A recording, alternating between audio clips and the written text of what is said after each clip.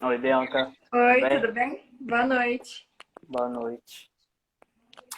É, esperar um pouquinho aí para o pessoal ir chegando e entrando. Uhum.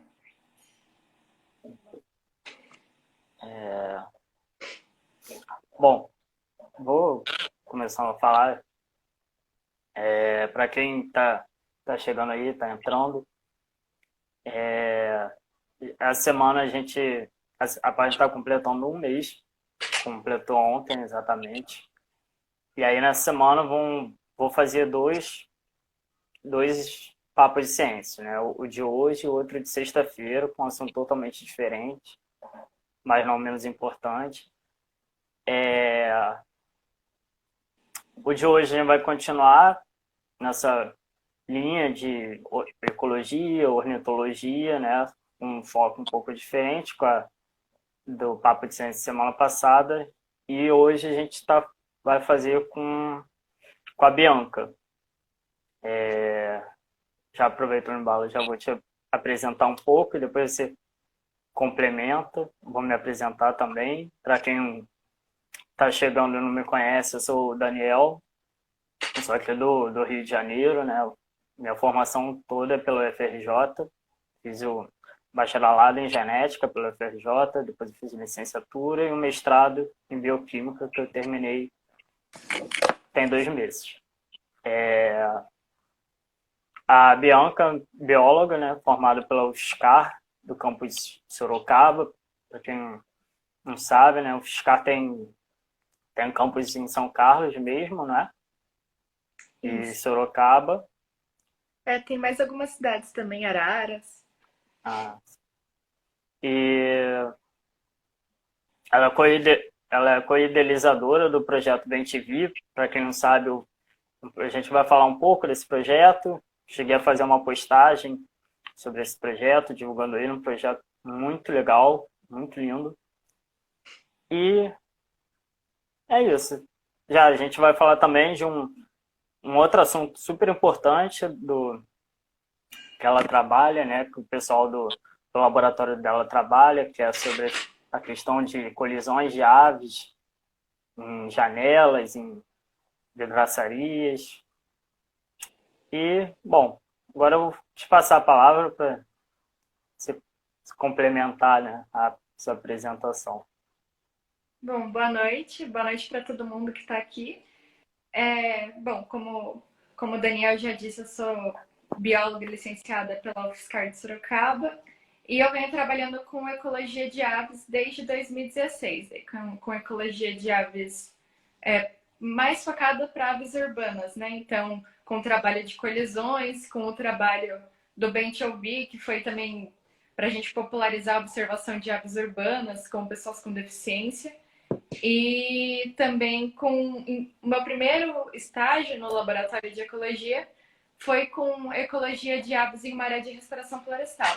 Então também aí já está um pouco relacionado também com aves urbanas, né? Que são as aves que a gente encontra também nessas áreas. Acho que é basicamente isso. Tranquilo. É, bom, vou aproveitar, assim, antes da gente começar, só para eu gosto de dar uma contextualizada no porquê fazer o Papo de Ciência com o assunto que a gente vai falar hoje, né? A gente já vinha falando um pouco sobre aves, sobre ornitologia, né? Mas quando eu soube desse projeto que você comentou e também o Lucas comentou também na última live, eu achei um projeto incrível esse da gente ouvir e também da Colisões. Eu achei os dois projetos muito bonitos. Mas esse do Bem Te Ouvir me chamou muita atenção, porque, como a gente tinha conversado antes, eu gosto muito desse assunto de educação inclusiva. Cheguei a fazer alguns cursos sobre isso. Eu acho muito legal e muito importante. Com E certeza. ao longo da semana eu vim pensando direto, né? Assim, essa questão de ciência inclusiva, educação inclusiva.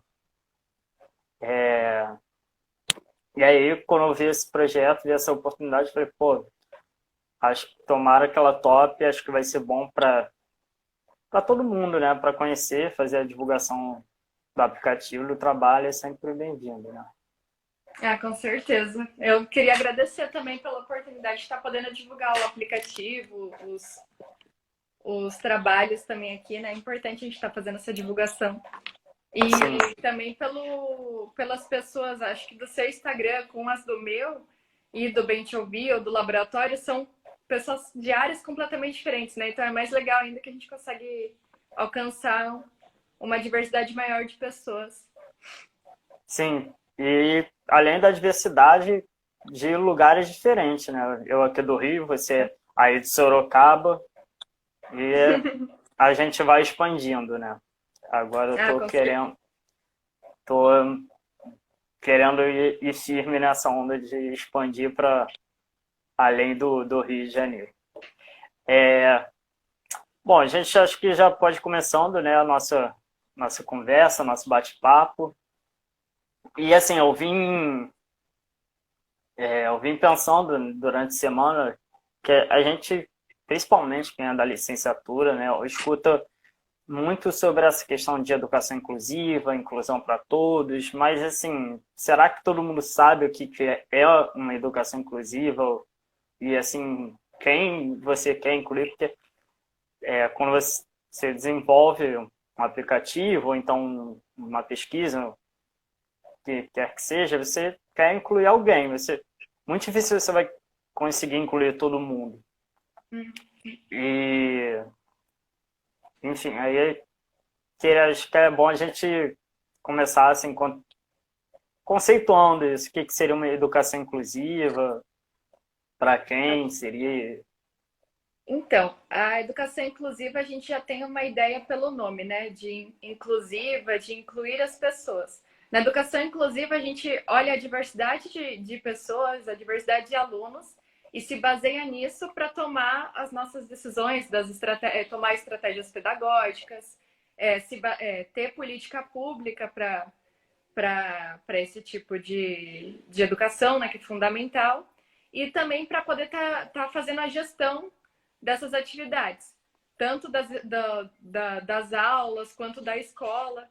Então é importante considerar a diversidade de pessoas, a diversidade de alunos, tanto em deficiência quanto a diversidade de gênero e todos considerar a diversidade no geral, né, dos alunos. Então é basicamente isso. A educação inclusiva vai se basear nessa diversidade para começar a planejar as estratégias pedagógicas, para poder estar incluindo e dar uma oportunidade igual, né, para todos os alunos da educação, do direito à educação, que é um dos direitos fundamentais. Sim, legal. Isso me fez lembrar de quando eu estava fazendo licenciatura, eu cheguei a fazer uma disciplina que a gente abordava muito esse tema. E que tinha saído uma lei de que era, assim, coisas básicas. Parece que as pessoas, quem organiza as estruturas, enfim, coordenadores, etc., acaba passando despercebido, são coisas muito importantes, que era uma lei que dizia que toda entrada de faculdade tinha que ter uma rampa para os cadeirantes. E isso, assim, eu vi lá na FRJ, assim, em uma semana, todos os prédios estavam em obra para botar rampa. E eu fiquei, assim, impressionado. Eu falei, gente, Nossa! como é que a maioria dos prédios não tinha, assim, não tinha uma rampa. Era só, e era escada. Assim, uma escada de 2 degraus, sabe, 3. Uma escada pequena, mas é aquilo, dificulta, né? Ah, com certeza. E isso me chamou muita atenção. Achei isso. Falei, cara, é muito isso, né? E É, aí, assim, falo. não, pode falar, desculpa. Não, aí, assim, são esses detalhes que, às vezes, as pessoas batem nessa tecla de educação inclusiva, mas elas mesmas não, não fazem, né? Eu andei, assim, aqui eu já até faço uma divulgação que eu vou fazer depois no Instagram. Um amigo meu ele, ele trabalha com montanhismo, ele está fazendo um projeto agora de fazer trilhas com para pessoas surdas ou então com algum tipo de deficiência auditiva. E ele estava criando um projeto para fazer essas trilhas com um intérprete. E aí eu fiquei, gente, isso é um ponto super interessante, porque a gente vive fazendo live aqui, eu estou fazendo live já há um mês e, assim, por exemplo, já é uma forma de excluir pessoas com uma certa de deficiência auditiva. Sim. Acho isso. O Instagram é um ótimo exemplo disso, né? De exclusão. Assim, eles têm a hashtag para todos verem, tem também eles não divulgam, mas tem o texto alternativo que as pessoas podem colocar nas fotos do perfil, ou estou divulgando alguma coisa, eu descrevo o que tem ali na foto para a pessoa que usa o leitor de tela conseguir ter acesso. Mas, assim, a parcela de pessoas que fazem isso é muito pequena. Eu fico tentando imaginar como que é para eles quer usar o Instagram, porque é uma fonte de informação também, querendo ou não, né? Ainda mais agora, Sim. que a gente está usando para divulgação científica, o Instagram Bombando. tá bombando. E aí? Eles não vão ter acesso, as pessoas que têm deficiência visual não vão ter acesso a esse conteúdo? Daí isso que eu fico pensando. E não é divulgado, muita gente não conhece que tem esse recurso. Eu mesmo, a gente estava conversando, eu tinha comentado com você, né? Que eu tinha visto aquela parte de, aproveitando, a gente já divulga para quem está assistindo, a parte quando você vai editar o texto no Instagram, tem aquela parte de texto alternativo, é exatamente para isso, né? Pensando em pessoas com deficiência visual. Sim. É super interessante. Então, mas o problema, igual, a culpa não era sua, porque você não conhecia esse recurso. Sim. Eu acho que é o Instagram que tem que tomar a frente nisso e mostrar para as pessoas que tem aquilo ali, que elas podem estar usando, explicar a causa, sabe? Porque para propaganda eles vão fazer um monte, se for coisa que vai ser vantajoso para a plataforma, né? Mas assim, eu acho que é eles que têm que fazer as pessoas conhecerem esse recurso para estar usando. Não basta eles fazerem e deixar ali em configurações avançadas. Ninguém olha super escondido. avançada. Super escondido. É porque para quem não sabe, quando você vai postar uma foto, tem lá, né, a descrição que você coloca. Descrição que você vai colocar a legenda da foto, tudo, onde você vai postar, se quer postar no Facebook e nas outras plataformas. E embaixo tem lá configurações avançadas, tipo, nem parece que é um botão. Daí você clica lá e então, para filtro sempre tem divulgação, mas assim, para coisa que realmente importa, né, que é o que tem que estar em pauta, eles não colocam. É complicado. Isso é o maior exemplo já até de uma inclusão, um pouco de exclusão mesmo, né? Parece que fez só para falar que fez. Então, é aquilo lá também, né? Inclusão não é um favor, é um direito. Sim, então, eles sim. não podem fazer como, a gente está fazendo um favor para quem tem deficiência visual e a gente vai colocar essa opção aqui. Mas como não é muito vantajoso, vamos deixar aqui nas configurações avançadas e quem quiser descobre. É basicamente isso, né? Total. Bom, já assim, e isso a gente pode até expandir para nossa, assim, um pouco da área acadêmica também. O único contato, eu tive 2 contatos com essa parte de educação inclusiva, que a primeira foi um mini curso que eu fiz na semana de biologia da FRJ, e outra que foi durante o mestrado, que uma professora oferecia um mini curso para estudantes com deficiência auditiva para uma escola municipal aqui do Rio. E aí adolescentes, e a gente fazia uma semana só de curso, e assim, muito legal, muito legal. E assim, foi chocante porque ainda tem essa questão de interpretação dos intérpretes, porque os intérpretes não são biólogos, e aí tem que explicar para os intérpretes, e os intérpretes repassar a informação. Assim, são vários desafios, não é uma coisa super fácil, né? Sim. Mas É, assim, tô comentando isso só para também a gente indo dando uma encaminhada para você comentar um pouco do aplicativo do Bem Te Ouvir, como é que surgiu, como é que foi a história toda dele, né? Então, o Bem Te Ouvir, a minha formação é licenciatura, né? Então, eu fiz o meu TCC voltado para educação. E eu já tinha me interessado pela área da educação inclusiva e já estava trabalhando com aves também. Eu trabalhei com aves praticamente minha graduação inteira.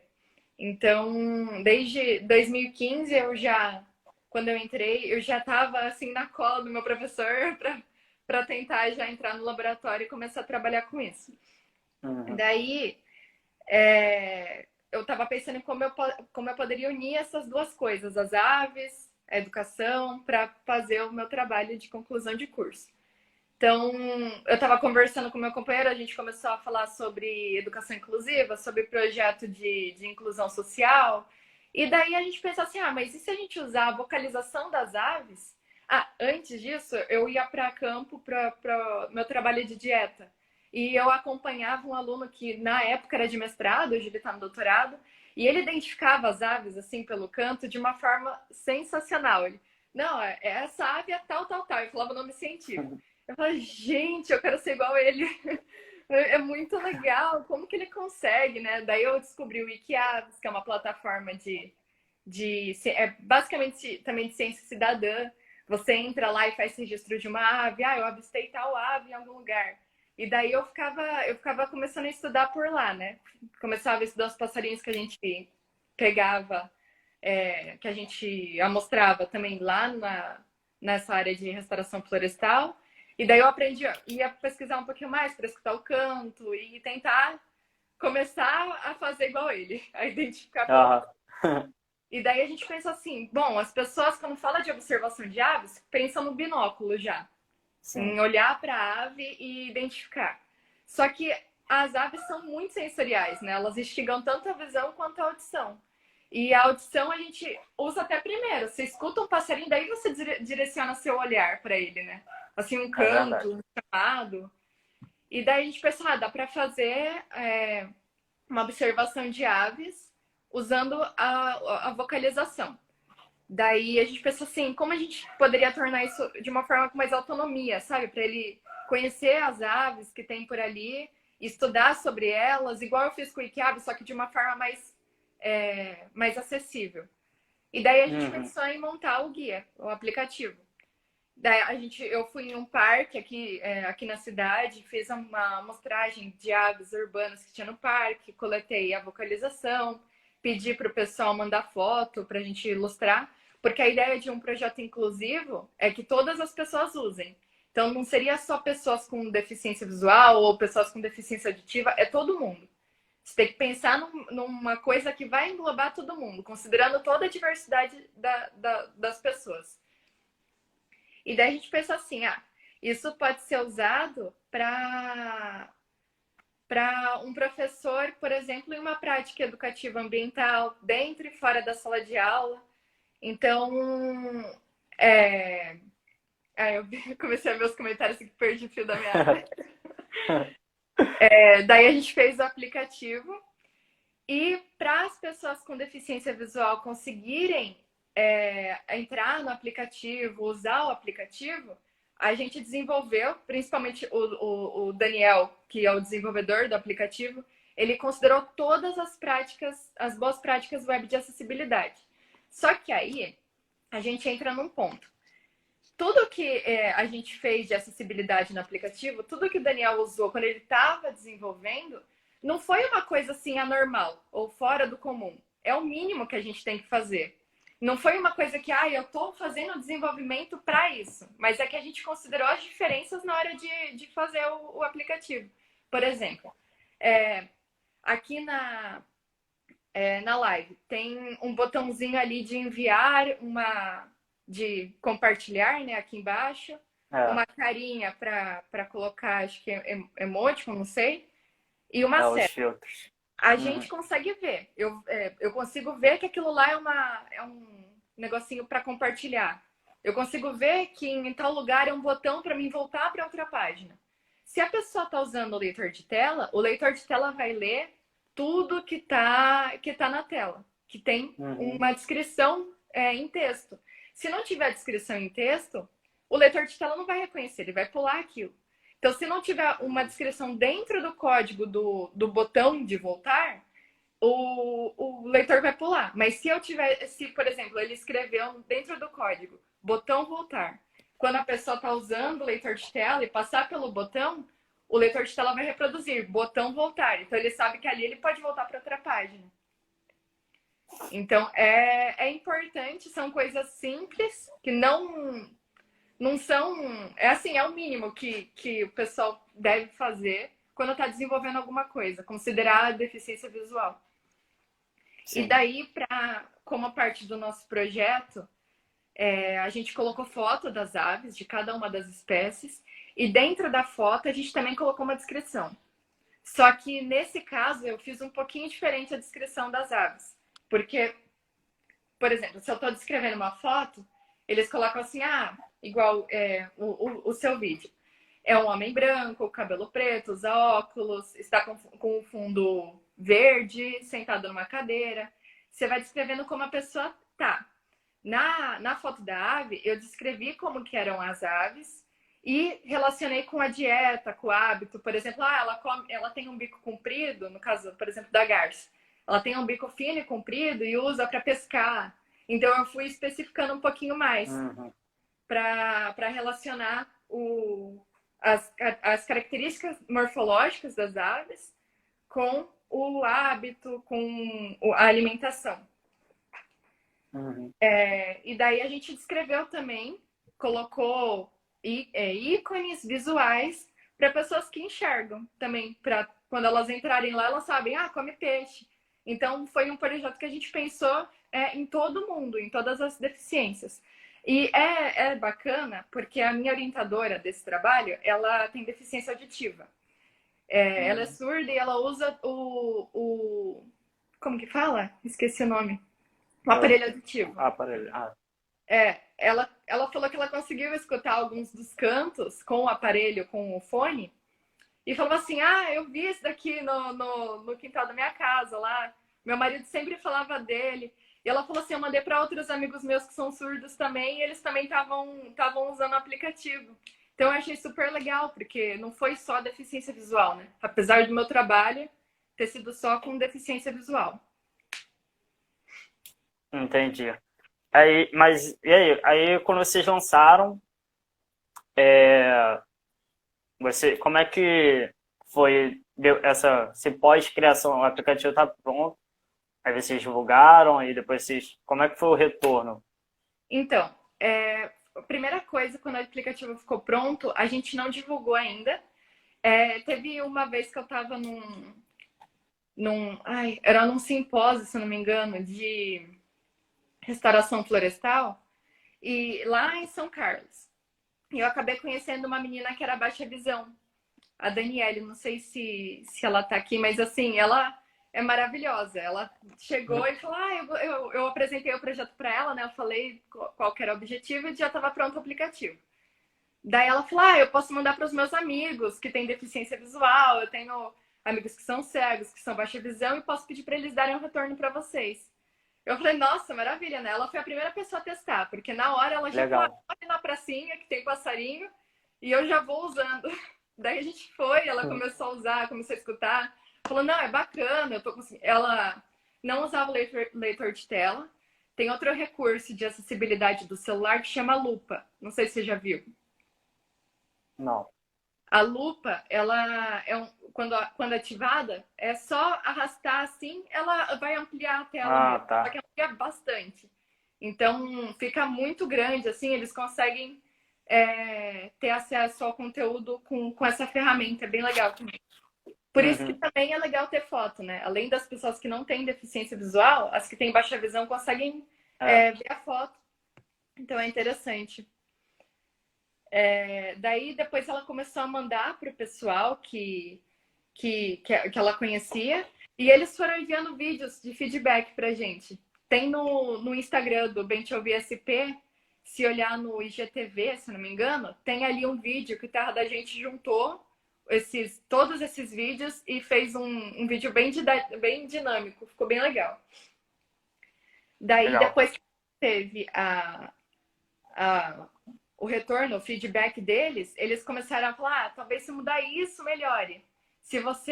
O que aconteceu de primeira é que o Daniel tinha feito assim, quando ele colocou aquele botão de reprodução de áudio. Sabe aquele basicão que tem o play, Sim. tem o número lá, tal, e tem aqueles tracinhos, e daí tem o tempo no final, aquela barra bem grande. Para o Uhum. leitor de tela, quando ele passa por aquilo, é muito cansativo, porque ele vai ler cada um dos itens que tem naquela barra. Então ele lê botão de play, daí ele lê 0.00, 0.0 e assim vai, sabe? Então daí Sei. eles falaram, tá muito cansativo para a gente passar para as outras aves da lista. Daí o que o Daniel fez foi trocar por um botão de play só, um quadradinho. Que visualmente pra gente é um botão de áudio, então pra gente não mudou nada, mas pra eles ficou bem melhor. Porque até eles Uhum. passarem para outra ave, foi bem mais rápido. Então era bem mais fácil. E depois que eles tinham mandado esse feedback, a gente fez as alterações e tudo mais, eu tava fiquei indo durante uma semana mais ou menos, na associação, na ASAC, é uma associação de pessoas com deficiência visual. Esqueci o nome da sigla agora. Aí em Daí eu tava Sorocaba? aqui em Sorocaba. A Associação Sorocabana de Atividades com Deficientes Visuais. Com pessoas com deficiência visual. Falei errado o termo. Daí, como eu estava indo lá, eu estava convidando eles para fazer uma atividade num parque aqui em Sorocaba, né? Tava vendo como que eles usavam o leitor de tela, se eles realmente usavam, se era muito... Porque é muito difícil, né? Usar o leitor de tela. Se liga... acho que tem gente até que liga sem querer. O talkback que fala, né? Que ele começa a Aham. reproduzir lá e começa a falar um monte de coisa. É muito difícil de usar.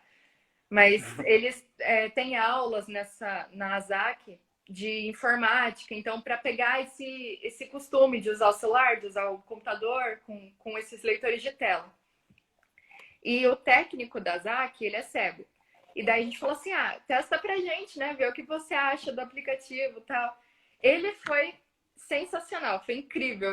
Porque ele gostou do aplicativo, daí tinha criança lá, a gente acabou conversando com as crianças. Elas começaram a contar dos passarinhos que já tinham escutado, do que elas já conheciam.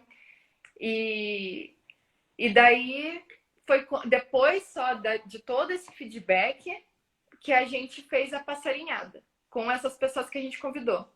Mas na passarinhada, por conta de uma logística também, eu só conseguia fazer de segunda-feira no parque, porque era quando o parque estava fechado. Só que segunda-feira, os acompanhantes das pessoas com deficiência visual que iam na ZAC, muitas vezes trabalhavam e não podiam ir. E Uhum.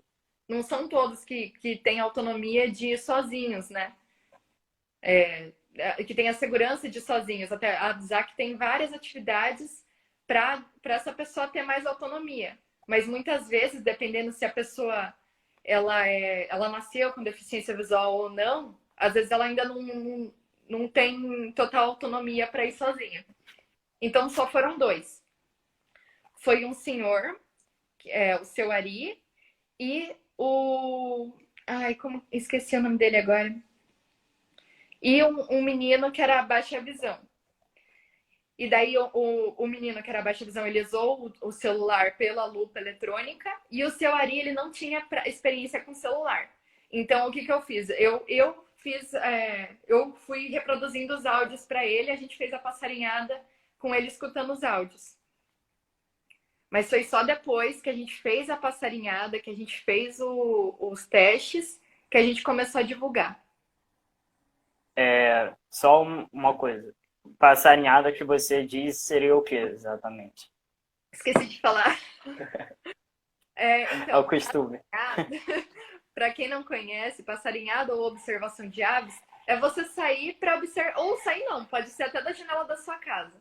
Você está observando as aves e tenta identificar elas. Eu vi um bem-te-vi, um João de Barro, As aves aqui da.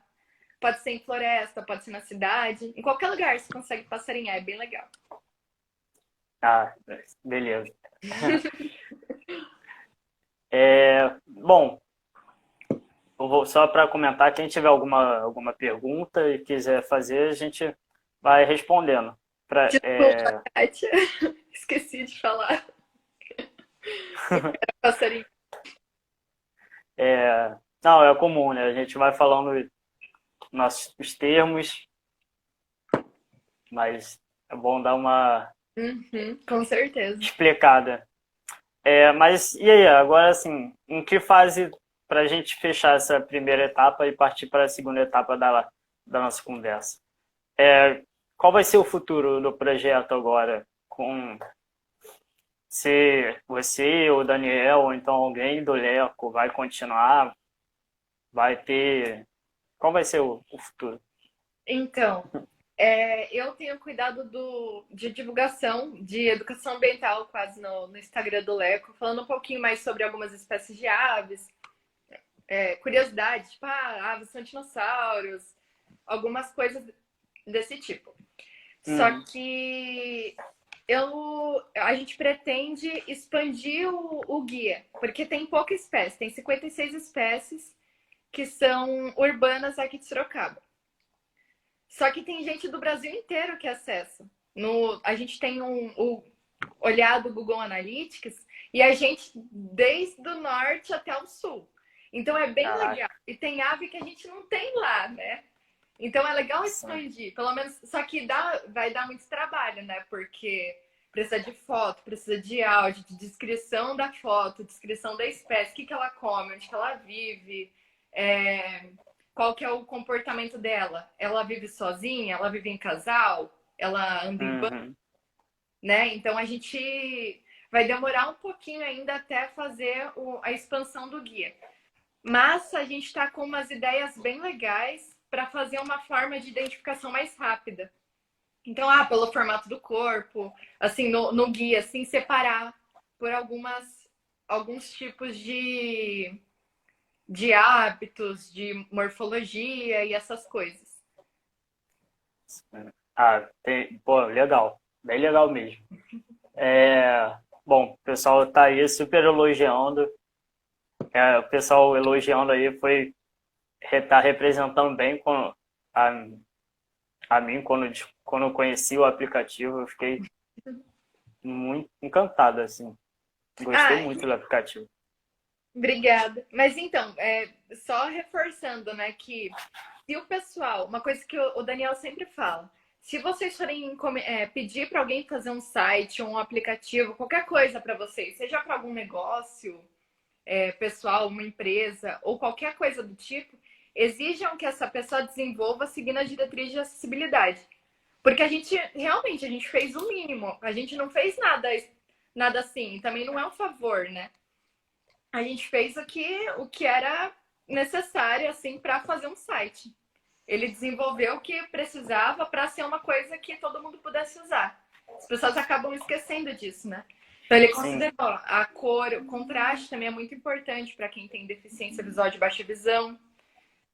Então, assim, o fundo branco com a letra preta ou alguma outra cor que dê contraste é importante para a pessoa. Daí vai a galera lá e coloca, que está desenvolvendo, coloca um fundo preto com a letra azul escura. Sabe, já fica difícil até para a gente enxergar aquilo. Quem tem baixa visão, então, não consegue, não tem acesso ao conteúdo. Sim. Isso tudo é muito importante mesmo. Eu lembro que um dos cursos que eu fiz, que era de educação e inclusão, era sobre... não lembro se era ensino de ciências para pessoas cegas ou com baixa visão. E aí a gente aprendeu um pouco de braille, aprendeu assim um resumão de tudo, né? Uhum. E assim, era um casal que davam, eles são professores do Instituto Benjamin Constant, aqui do Rio, que é um lugar, uma escola, né? Um lugar de ensino só para pessoas cegas ou com algum grau de deficiência visual. E eles comentaram isso das cores, que é super importante.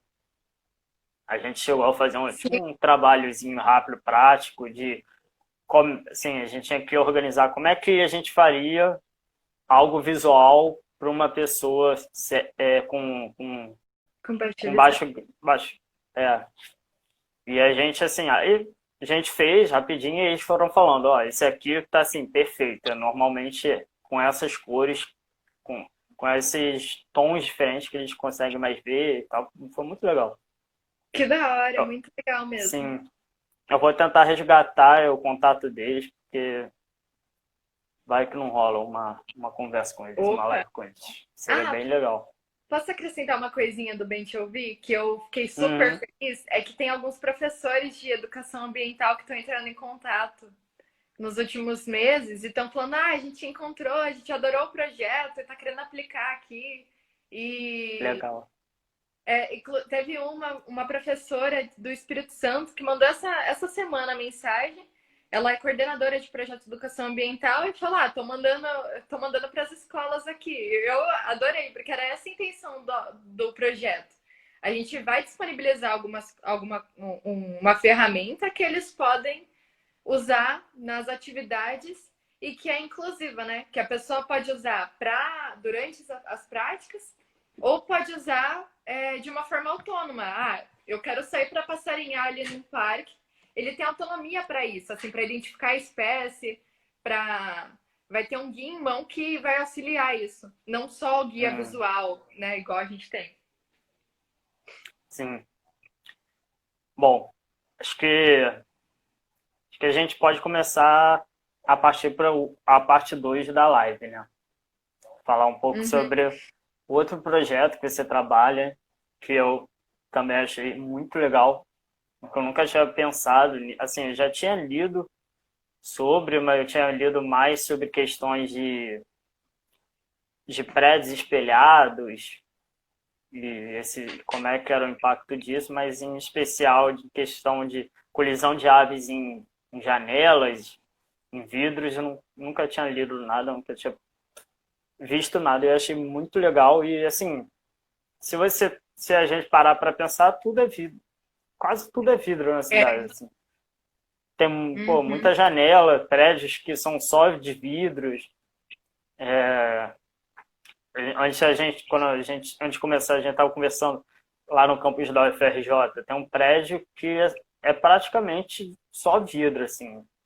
Um lado dele praticamente só vidro. E ele é um prédio alto. E eu fiquei pensando nisso. Falei, pô, deve bater muito bicho lá, com certeza. É complicado. Bom, e aí quero te pedir para explicar o que que é esse projeto, Então, de onde é, tudo mais. a gente trabalhou lá no laboratório, ou trabalha, na verdade, né? O professor Piratelli, que é meu orientador, ele já vinha trabalhando com essa temática antes, que são as aves batendo nas vidraças. E elas batem porque elas não enxergam o vidro como uma barreira. A visão da ave é diferente da nossa. Elas têm. Elas não elas vão enxergar o que o vidro está refletindo, por exemplo. Se tem alguma árvore ali, o céu, ou algum recurso, alguma outra coisa, ela vai continuar voando na mesma velocidade e vai colidir ali com aquela estrutura. Então, o professor Piratelli viu a urgência desses estudos aqui no Brasil, tendo em vista que a gente tem muito pouco, e então ele começou a estudar um método para ver se era eficiente aqui, um método que também já tinha sido estudado na América do Norte, e lá eles estudam isso há muito mais tempo. Então, eles têm muito mais informação, eles sabem quantas aves estão. Eles têm algumas estimativas, né? Apesar de subestimadas, eles têm algumas estatísticas de quantas aves morrem ao colidirem com essas vidraças. Lá, eles estimam que morra mais de 1 bilhão de aves por ano. Caraca, E é muita ave morrendo. E também é dado que a gente sabe que está bem menor do que realmente é. Porque a gente não tem todos os sim. dados. Como as aves, elas podem bater e morrer um pouco tempo depois. Elas podem ter uma hemorragia cerebral, cranial, alguma coisa assim, e morrer um pouquinho depois. ou elas podem morrer, cair na frente do vidro e algum predador remover, algum cão, algum gato Uhum. ou algum bicho silvestre. Então a gente tem esses dados, mas eles ainda não dizem o valor ou a quantidade real das aves que estão colidindo nas janelas. E aqui no Brasil a gente não tem nenhuma estimativa. Então a gente vem trabalhando para buscar as medidas preventivas desses acidentes e também para entender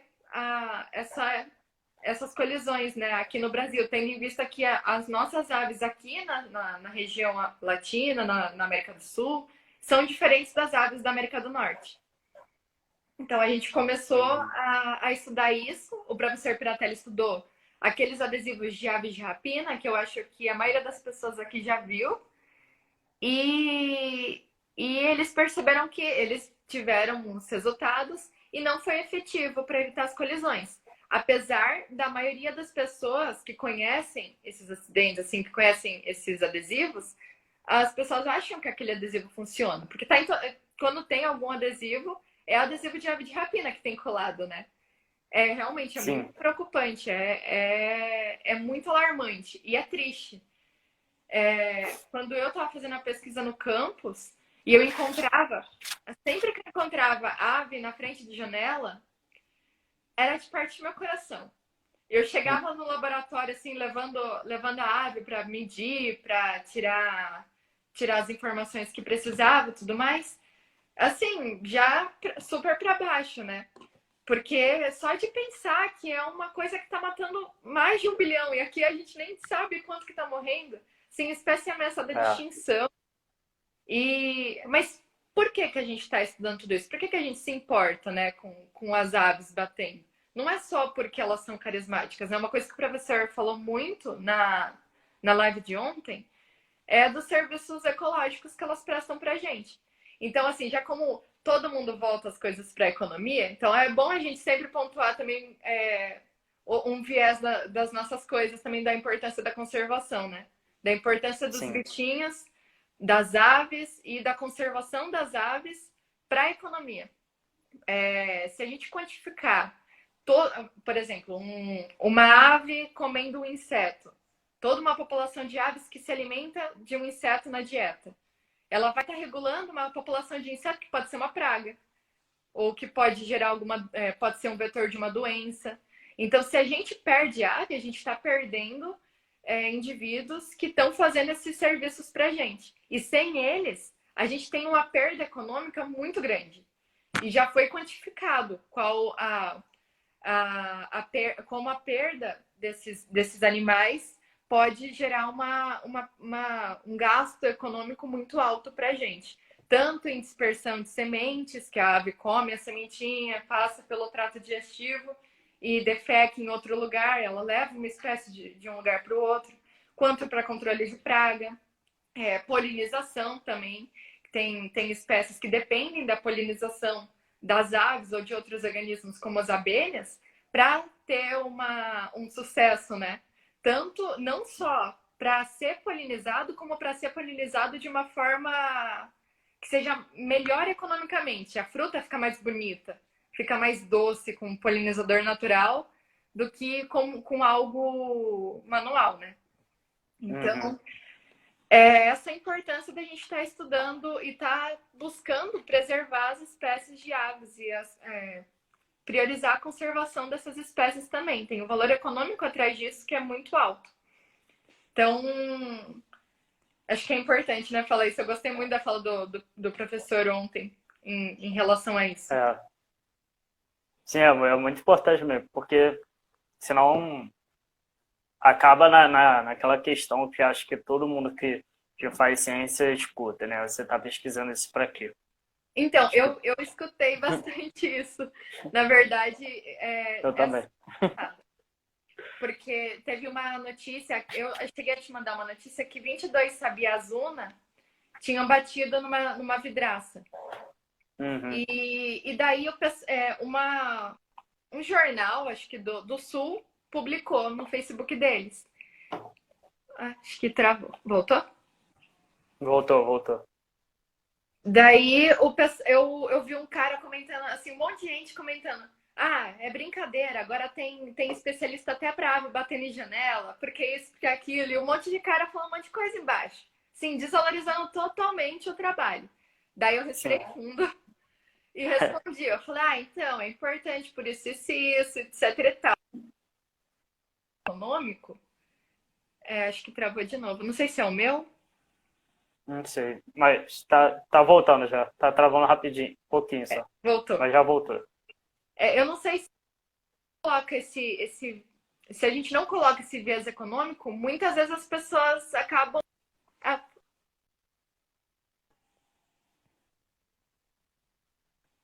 Oi? tá indo, né? Voltou. Eu não sei se é. Eu acho. Não sei se é o meu que tá travando. Tá bem de leve, assim, mas tá bem de leve. Pode seguir, pode seguir. Mas é basicamente isso mesmo. Então, Tá. lá, cara, o que a gente fez? A gente está buscando medidas para evitar as colisões das aves nessas janelas. E o que a gente encontrou agora foram adesivos circulares em uma distância específica, assim, uma distância boa, para mostrar que tem um padrão ali para a ave e que ali ela não pode ir porque tem uma barreira. Senão ela vai colidir. O que a gente precisa fazer é impedir esse reflexo dos vidros. Se o vidro refletir o exterior, a ave vai achar que ali tá tudo certo, que ali tem uma continuidade do ambiente, ali tem uma árvore, tem o céu. Ela Uhum. vai voar para lá. É invisível para eles. Então, a gente estava buscando medidas para evitar esses acidentes e a gente encontrou os adesivos circulares. Se alguém quiser saber um pouquinho mais sobre esses adesivos, a gente fez um videozinho informativo, assim, e tem a notícia do Terra da Gente também, que tá bem explicadinho cada passo de como foi feito e como a gente pode replicar nas nossas casas. Se você viu algum passarinho batendo, tenta aplicar esses adesivos, conta pra gente como que foi, né? Dá um feedback para a gente estar acompanhando também, né? As pessoas aplicando. Aí, rapidinho, Bianca. Esse vídeo tá onde? Tá na página do Tá, no, Leco? tá aqui no meu Instagram e tá no Instagram Ah, do laboratório também, que é @lecoaves. tá, legal. É, bom, e esse estudo vocês estão fazendo aonde? Qual é a área que vocês analisam? A gente está fazendo, a gente fez, na verdade, né, lá no campus da UFSCar. Tinha prédios com aves de rapina, que foi o estudo anterior do Piratelli, com Uhum. a Thais Brisk, que foi uma aluna de iniciação científica, e prédios com adesivos circulares, com as bolinhas.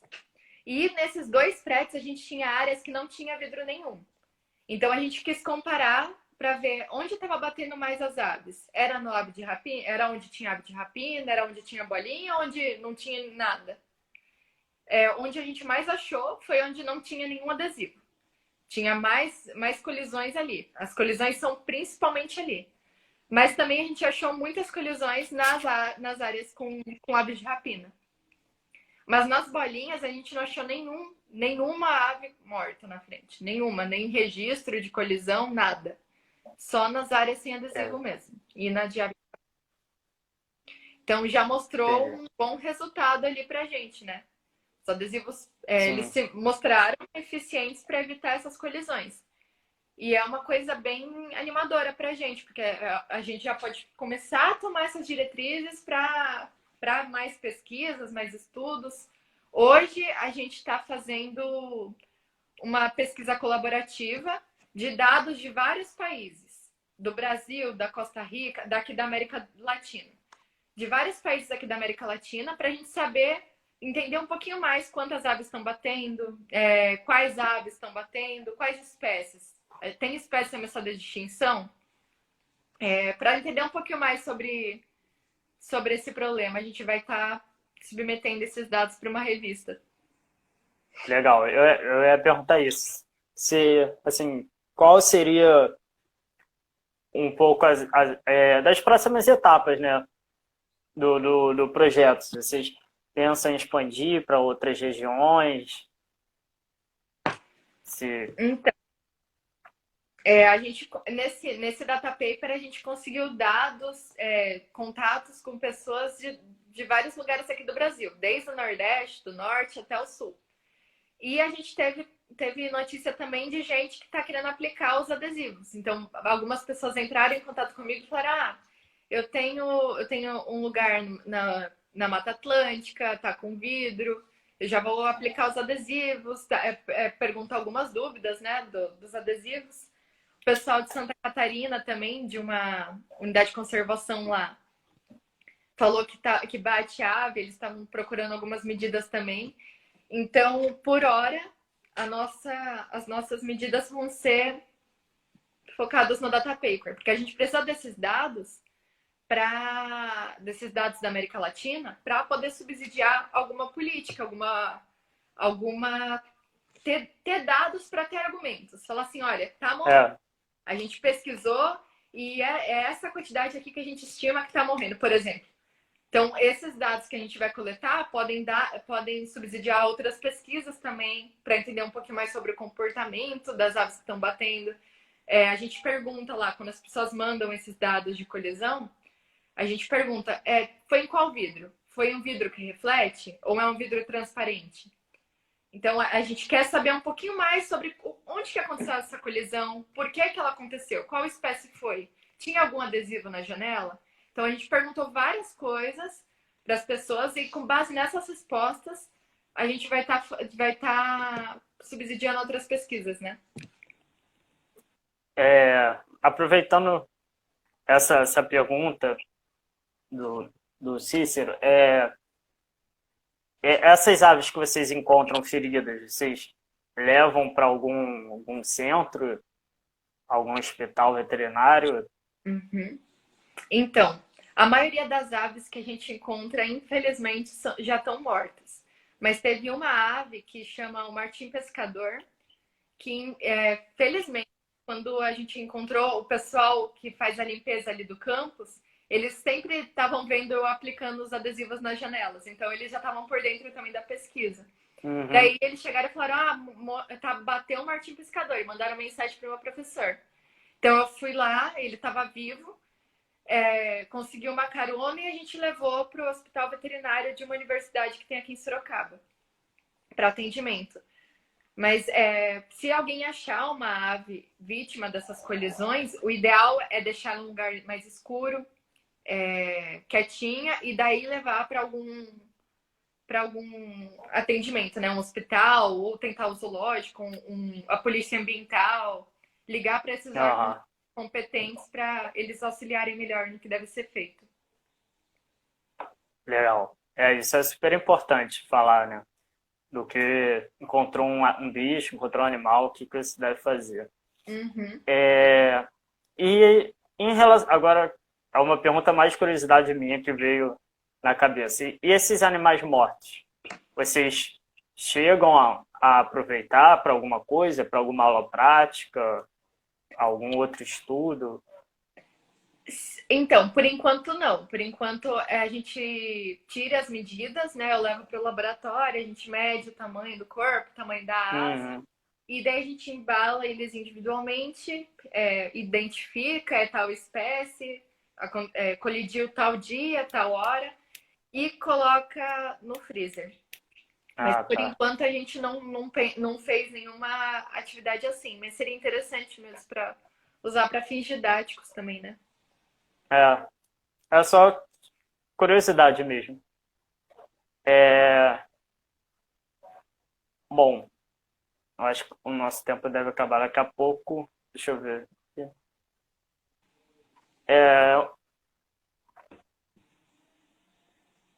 Bom, eu acho que a gente falou tudo que eu tinha pensado em falar. Tem um ponto. Não é em relação exatamente ao projeto da colisão. Foi uma coisa que você falou antes, que eu até fiquei super curioso, eu procurei um pouco, não achei. Sobre ciência cidadã. A live até que você participou ontem, eu vi que vocês falaram disso. Uhum. Comecei a escutar esse termo. Eu nunca tinha ouvido esse termo na minha vida, ciência cidadã. E outras, eu estava divulgando a nossa live e algumas pessoas falaram de ciência cidadã. E aí eu falei, gente, isso parece ser mais comum do que eu penso. Aí eu queria, assim, que seria exatamente a ciência cidadã? Como é que funciona Então, a gente tem quanto isso? tempo? Só para me ter uma ideia. Ah, vai falando, se cair a gente volta, relaxa, fica tranquilo quanto a isso. Então, para a ciência cidadã, ela funciona como uma ciência com a participação das pessoas. Como eu tinha comentado ontem, as aves colidindo, a gente tem os estudos, mas esses estudos são locais, né? A gente tem, por exemplo, estudos em uma área de importância para a avifauna em Minas Gerais, que eles estudaram as colisões. Tem um estudo da UFSCar e tudo mais, mas as pessoas estão vivenciando isso. Elas veem os passarinhos batendo na janela. Então é importante ter a participação da sociedade, das pessoas, da comunidade, para a gente obter esses dados. E isso chama ciência cidadã, a pessoa contribuindo para uma ciência, contribuindo para uma pesquisa. Se a pessoa for lá, eu vi um passarinho, no UFSCar mesmo, no campus quando eu estava fazendo o nosso trabalho, quando eu chegava no campus, vinha alguém e falava, Bi, bateu um sanhaço atrás do prédio vermelho, né? Que os prédios têm nome de cor.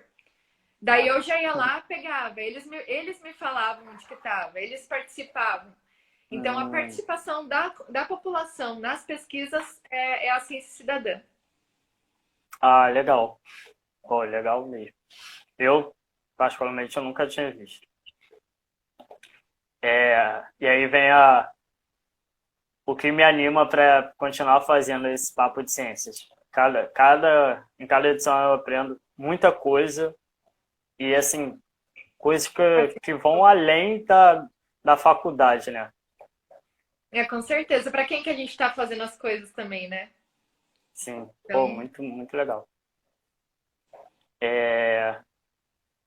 Bom, eu acho que a gente comentou tudo. Não sei se o pessoal que está assistindo tem alguma pergunta. Pelo que eu vi, que eu andei vendo, a gente chegou a responder. uhum. E acho que a gente pode para desconsiderar encerrando então, né? Você tem alguma pergunta, alguma propaganda? Eu vou aproveitar. Se Aproveita que a alguém hora é quiser essa. encomendar as canecas, Ah, depois que a gente ouvir, a gente está fazendo uns desenhos de canecas de umas espécies. Então, se alguém quiser encomendar R$ 25, só entrar no Bem Te Ouvir SP. eu tenho que comprar uma caneca dessa. Elas são muito bonitas Opa, mesmo. e são ótimas. Bianca, então eu quero te agradecer demais pela participação, por ter aceitado o convite. Eu que Sempre agradeço. uma honra receber você, ou um pessoal aí de Sorocaba, do Leco. Agradeço você que está representando o Leco, né? Sempre. Vocês foram muito legais comigo. Eu que agradeço o E convite. É é uma isso. ótima forma de divulgar a ciência. Sim, com certeza.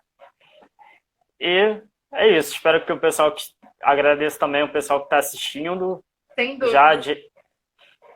espero que todo mundo tenha gostado. Eu gostei bastante, aprendi muito e já vou divulgando que depois de amanhã tem mais um episódio. Beleza? Então tá bom. Obrigada, gente. Tchau, Bianca. Obrigado, hein? Até mais. Obrigada. Até.